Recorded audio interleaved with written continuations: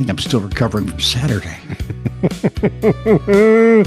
I wish you would. I haven't slept since then.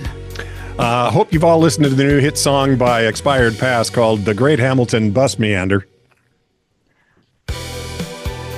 It's not at all like the New York mining disaster. No, because it wasn't a disaster. That's why, the whole thing is anticlimactic. It's just... I'm guessing security for the bus company is questioning whether it was a disaster. He stole a bus, drove the route, made sure everybody paid their due. Well, he didn't exactly drive the route. Well, people told him where he drove his route. Yeah, but it was like a bus taxi. Exactly. Bucksy, pull up to my door, or a tuss. I like Bucksy. It sounds pillowy. Like the pillowy bosom of a support group.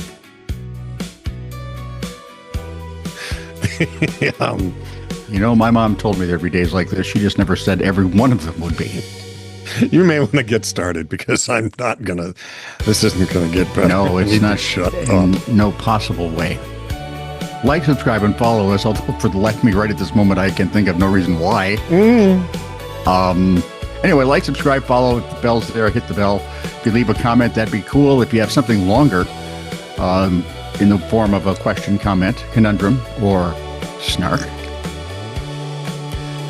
If you have a story you'd like to share, send those off to titr@netradio.network. And please don't write it in Polynesian. This is True, Really News with Scott Combs and Tony Verkinnes. All the news you're about to hear is true. Really? As far as you know. From interestingfacts.com. I'll be the judge of that.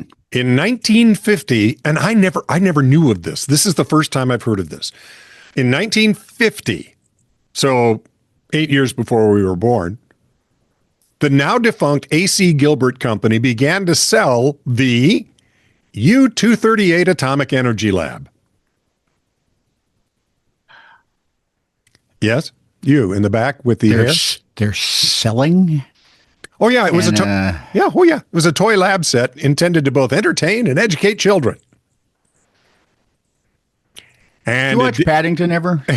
Remember the stuff the kid came up with his kid's science outfit that I'm sure everyone had one as a child, or should have, or probably shouldn't have. Yeah, I had the test tube one. Dad, you know what's in this thing? It's dangerous. And this stuff didn't come cheap. The product was sold at $49.50 back in 1950. That's roughly $665. Well, yellow uranium is not cheap, man. U-238. Let's see. The price covered the cost of all the equipment and radioactive material inside. Yes, the toy included real radioactive material, hence its notorious reputation as one of the most dangerous playthings in history. Oh, I've got one for you. It'll be on that list. I say, darling, our son seems to have nuked the pantry cabinet. How can you tell? Well, the cans of green beans are glowing, dear. And so is Esmeralda. We could use those last because they're going to last for a very long time. No rush to eat them now. Dear, are my potatoes glowing? I think they're also moving. What's going on? Oh no, there's they become Marvel sentient beings. Potato Man. Each set came with 4 tiny jars containing samples of uranium ore. Advertisements boldly... Hang on. What? Or what? Oh! O-R-E. Oh, I promise not to do that because it bothers Ann. Sorry. Advertisements boldly claimed the materials were, quote, certified as completely safe, which was true in theory, if not practice. A 2020 analysis concluded that handling the jars was no riskier than spending a day in the sun, assuming the jars remain closed. Because what little kid would open a jar? Well, the kit featured warnings that stated users should not take ore samples out of their jars. Well, that will help. We all know. Have you ever been a child? Do you remember? Oh, yeah. And if a child were to open a jar and physically handle the contents, they'd be exposed to potentially unsafe levels of radioactivity. They sold that, huh? Perhaps fortunately, Went out of business, huh? the product sold poorly. Thank Jesus. And fewer than 5,000 kits ended up in the hands of young wannabe scientists. I now know where Stan Lee got most of the ideas for his comic books. Though entirely possible that poor sales had more to do with the high cost than fears about harmful radioactivity. Don't care. Either way, it was The Lord works in mysterious ways. Gilbert stopped marketing the toy in 1952. The company ultimately went out of business in 1967. I feel we've missed out, man. Yeah, why didn't they come up with like 200-mile-an-hour Barbie cars or something? Those would have been cool. Right? And not make Ken look like such an idiot. Right?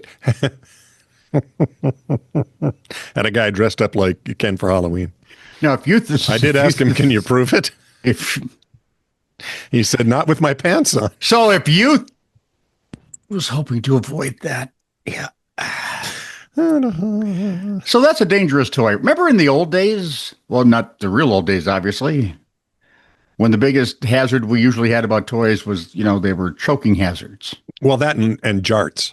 They were kind of stabbing hazards. They could be choking hazards, depending how you aimed it. Yeah, but you never tried to catch them. I've gotten hit with jarts and never got hurt. Yeah, that's not true because they're pretty heavy. Yeah. But you can get some blunt force trauma. Yeah. It hurt when it hit the top of your foot. Blunt force trauma. So a jart? We used to play mumbly peg with jarts. So those days of just worrying about choking hazards are over because these days you can never know what the latest gadget might do. Okay. For instance, they could start teaching your children the ins and outs of various kinks.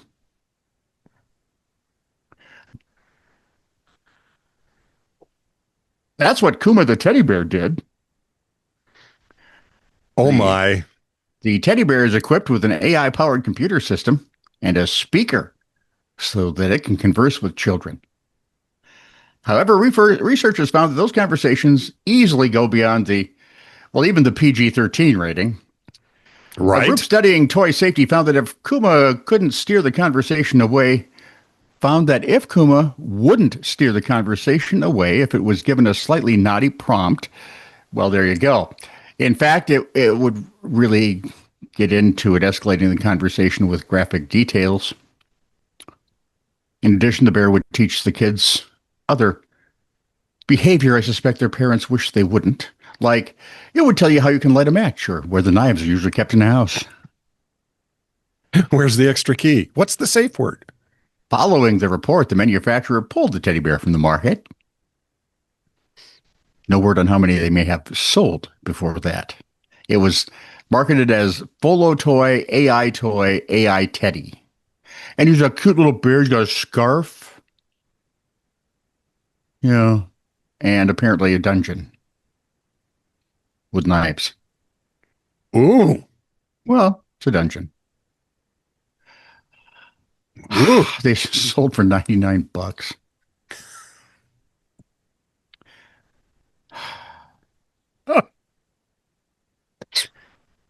The best part is Kuma's kinky side was uncovered by, if you just glance at it, it looks like U.S. Prig Education Fund. But it's not, it's PIRG. PIRG? Yeah. Yeah. But in my condition, sometimes letters are flexible. Right? Yeah. So, in music news from ClassicFM.com via Patrick Reed, our man in Liverpool. Hang on. Bloody. Swedish musician. How do you get to be Bloody? Is he Vladislav? He was the hockey goalie. Oh, yeah. Tretiak. Yeah. You're the one who named him. I did. You can't remember. Well, no, because there's so many variations of Vlad. Vladislav. Vladith for the girls. Yeah, that's right, Vladith. Well, technically it'd be Vladit. I'm done. Did you know one of the Scots words for a child? Vladimir. For a child is ween? And if you want to make it even more small or more smaller or diminutive, it's a wee-ween. You add an IE. So it's a weenie. IEW. No. You add the IE at the end. I wouldn't. Weenie. It's a suffix. Yeah, kids have a hard enough time with nicknames. Swedish musician and YouTuber Matthias Krantz, known for his eccentric musical experiments, has found a new way of teaching an octopus to play piano. That leads me to several questions, all of which can be summed up in one word. What? Why? Oh, and why not? Nope, I'm sticking with mine. Krantz, who regularly shares What kind of brain damage has to happen to go, hey, honey, I've got an idea. Let's teach an octopus. Well, we're going to train octopi to play the piano. Oh. They're actually very clever. Why not the fiddle? The cello. The bassoon, the French horn. Well, none of those will sound proper underwater. He can make the piano sound right. The way he... Dude, we had a girl figure out a way to play the trumpet in the Antarctic, so come on. He regularly shares his projects online, visited a live fish market where he rescued a young octopus named Takoyaki, I think. Combining his fascination with animals and music and knowing Takoyaki, Mozart. Octopi are famously clever. He decided to see... I've been to a couple stand-ups and they're not that clever. I've eaten a few and I didn't feel any more clever after... Kind of rude, actually. Anyway, he decided to see whether his new companion could learn to play. I've always wanted to teach an animal piano, Krantz explained on YouTube. In theory, octopusses have an incredible potential. They're as smart as a 3-year-old. They're amazing problem. What? Nothing. Okay. They're smart as a 3-year-old. And each of their 8 arms has its own mini brain. It's like having 8 pianists in one body. It's a lot of pianists. Just keep going. Krantz tried several teaching methods, including light-up keys and fake crabs hidden inside the instrument. These didn't work, so he designed a custom-built octopus piano. So he put real ones in there. He did. Tailored to Takoyaki's strengths. All you heard from the piano was, what are we doing in here? This is stupid. Get me out of here. What am I... Curiosity. And no, what you heard was crunch. Num, num, num, num, num, num, num, num. Well, this is a bad day. Now, every time Takoyaki presses a piano key, a small food tube lowers a crab slightly closer to him. Boy, I can hear that crab's thoughts. This isn't good. How did I end up like this? Well, I can hear what the crab's humming. Da-dum, da-dum. No, I was thinking more of a dirge. Only by completing a melody does the crab reach grabbing distance. A good crab would be going, yeah, you think you're so tough, you jerk, eat me. And of course, he plays guitar next to the crab. Or next to the octopus. Underwater? No, he sits outside the tank and he plays, and the octopus looks at does its thing. Just take note, piano teachers, but keep in mind, crab can be very expensive. You may want to use a Japo-Norwegian crab substitute. Yeah, and don't use those old vacuum tubes. Just no, yeah, that'd be a problem. Put a hole in the back of the poor kid's head. Yeah, exactly. So, as long as we're on weird... I'm sticking with my first question. Why? That makes He's a goob. He's Swedish. What do you want to do? That's true. The Swedes are wonderful and weird. A copy of the first Superman issue. Oh, boy. For those of you who aren't nerd, first Superman comic was found by brothers cleaning out their late mom's attic. Whether you're a nerd or not, it sold for $9.12 million frickin' dollars this month at a Texas auction house, which makes it the most expensive comic book ever sold. Oh, my goodness. The brothers discovered the comic in a cardboard box beneath layers of brittle newspapers, dust, and the cobwebs that are, of course, standard in every movie in the attic. It was in their mom's San Francisco home. They found it around last Christmas or so when she died, alongside a handful of other rare comics that she and her sibling had collected on the cusp of World War II. I believe Superman debuted in what, 37? I think you're correct about that. She had. Vladdy, are you a comic geek? He knows you are. Oh. She told her children she had a valuable comic book collection hidden away, but they'd never seen it and never pushed it enough to actually see it. But they did see it when they put her house up for sale, decided they'd best go through her stuff. You know, family. Their thought was family heirlooms and the like, said Lon Allen, a vice president of comics at Heritage Auctions. Vice president of comics at Heritage. There's a business in this, apparently. The brothers uncovered that I don't know that I have any valuable comics at all. Really? Because you've got like a billion. I do have the first appearance of Bane. Maybe that is. The brothers uncovered the box of comics, sent a message to the auction company that led Allen to fly out to Frisco earlier this year. And they love it when you call it Frisco, to inspect their copy of Superman #1 and show it to other experts for appraisal. Just in an attic, sitting in a box, could have easily been thrown away, been destroyed in 1,000 different ways. And if the roof got a leak? Alan said a lot of people got excited because it's just every factor in collecting that you could possibly want all rolled into one. The Superman #1 comic, released in 1939, which was the year Batman debuted in Detective... The Superman #1 comic was released in 39 by Detective Comics, Inc. So I was wrong. It was 39. It is one of a small number of copies known to still be in existence. It is in exquisite condition. Wow, how could it do that without the cellophane and the, using little cotton gloves? The Man of Steel was the first superhero to enter pop culture. Not really he was the first to overwhelm pop culture. Shazam was well before him.